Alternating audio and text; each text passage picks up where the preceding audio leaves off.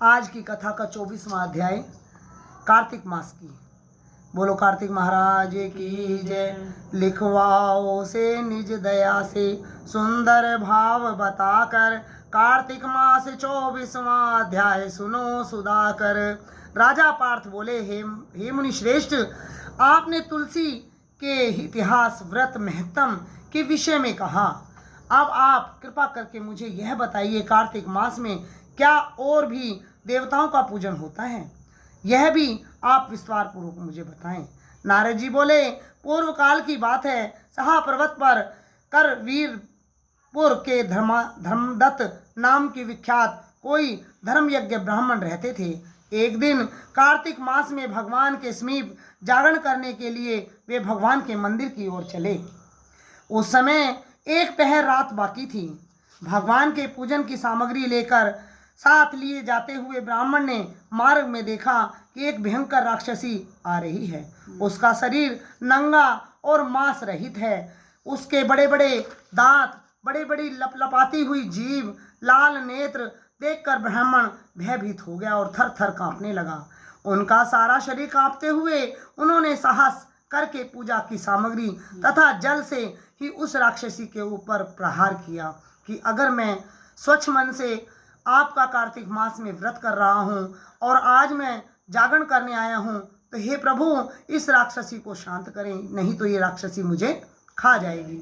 उन्होंने हरि नाम स्मरण करते हुए तुलसी दल मिश्रित जल से उसको मारा था, इसीलिए उसका सारा शरीर पातक नष्ट हो गया। जब उसे पूर्व जन्म का कर्मों का परिणाम स्वरूप प्राप्त हुई दुर्दशा का स्मरण हो आया, उसने ब्राह्मण से दंडवत प्रणाम करते हुए कहा, आप मेरे उद्धार के लिए आए हैं और आज इस तुलसी दल के डालने से मेरा उद्धार हुआ है। ब्राह्मण ने पूर्व जन्म के कर्मों का फल से इस दशा को पहुंची थी। अब मुझे किसी प्रकार उत्तम गति प्राप्त होगी।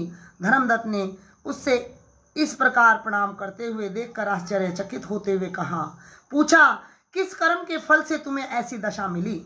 मैं वह सुनना चाहता हूँ। तुम्हारा नाम क्या था?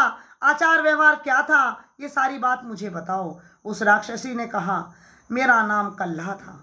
और कल्हा बोली, ब्राह्मण, मैं पूर्व जन्म की बात आपको सुरशिष्ट नगर भिक्षुक नाम के एक ब्राह्मण रहते थे। मैं उनकी पत्नी थी। मेरा नाम कल्हा था और मैं बड़े ही क्रूर स्वभाव की स्त्री थी। मैं बात बात में कलेश किया करती थी और अपने पति से कभी भी मीठा भोजन या मीठी बातें नहीं कहती थी। इसीलिए ना मैंने कभी उनको भोजन खिलाया और सदा अपने स्वामी को धोखा देती रही और प्राय पुरुष के साथ संगति करती रही। इसीलिए कल्हा विशेष प्रिय था और कलेश मुझे बड़ा ही अच्छा लगता था।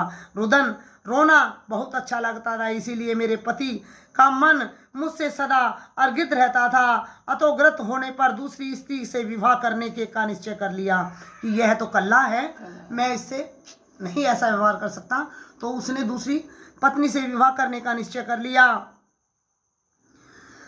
अतोगत वह प्राण त्याग दिए, स्त्री से विवाह करने का निश्चय कर लिया। तब मैंने अपने प्राणों की आहुति दे दी कि जब ये शादी ही कर लेंगे तो मेरा अस्तित्व तो खत्म हो जाएगा, मैं तो हर चीज से वंचित हो जाऊंगी, मैं तो पति के नाम पे भी कलंक हो जाऊंगी। तो मैंने जाकर अपने आप को आत्महत्या कर ली। फिर यमदूतों ने मुझे बांधकर मारते पीटते हुए यमलोक ले गए। वहां यमराज ने मुझे देखकर चित्रगुप्त से पूछा, चित्रगुप्त बताओ इसने क्या कर्म किया है? जैसा कर्म इसने किया है वैसा ही शुभ अशुभ इसको प्राप्त होना चाहिए। चित्रगुप्त ने कहा, इसने कोई भी शुभ कर्म नहीं किया है। यह स्वयं मिठाइयां उड़ाती थी, अपने स्वामी को भूखा रखती थी और अपने स्वामी को कलेश करती थी। जब वो पूजा करता था तब भी वह उसके साथ कलह करती थी। इसीलिए चमगुदरी होकर ही रहेगी, इसके शरीर पर कोई भी मांस का निशान नहीं होगा, सदा कलह में रहने वाली। इसीलिए विष्टा भोजन सूकरी होने के कारण यह सूरी का जन्म मिलेगा।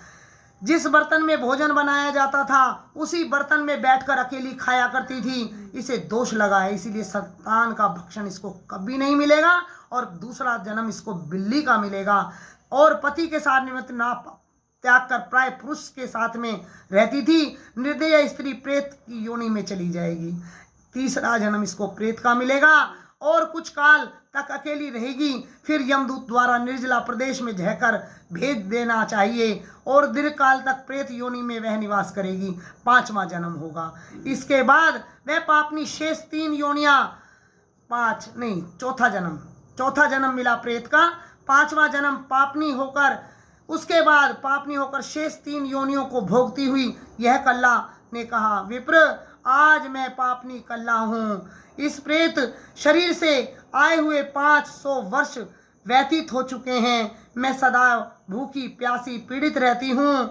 एक बनिए के शरीर में प्रवेश करके मैं दक्षिण दिशा की कृष्ण वेणी संगम पर तक आई थी। जो ही संगम तट पर पहुंची तो ही भगवान शिव और विष्णु के प्रसादों ने मुझे बलपूर्वक बनिए के शरीर से दूर कर दिया। तब से भूख और कष्ट से सहन करती हुई ये अंतिम चरण में घूम रही थी। आपकी दृष्टि मुझ पर पड़ी, मैं खाने के लिए आपको आई। आपके हाथ में तुलसी मिश्रित जल था। संगम पाकर सब पाप नष्ट हो गए। हे धीरश्रेष्ठ, आप ही कोई उपाय कीजिए, बताइए मैं इस प्रेत शरीर से भविष्य में होने वाली भयंकर 3 योनियों से किस प्रकार मुक्ति पाऊंगी। अभी तो 3 योनियां मेरी बाकी हैं। कल्हा का यह वचन सुनकर धर्मदत्त के पिछले कर्मों का वृतांत अवस्था को देखकर बहुत दुखी हुए। फिर उसने समय तक सोचकर विचार किया कि आज से तुम भगवान का स्मरण करोगी और कार्तिक मास में स्नान करोगी। तो 1 साल तक, 1 महीने तक कार्तिक का स्नान किया और कल्हा उस मुक्ति से पूर्ण हुई और अपने दिव्य शरीर को धारण करते अपने पति के धाम को चली गई। बोल भगवान विष्णु, बोल कार्तिक महाराज की।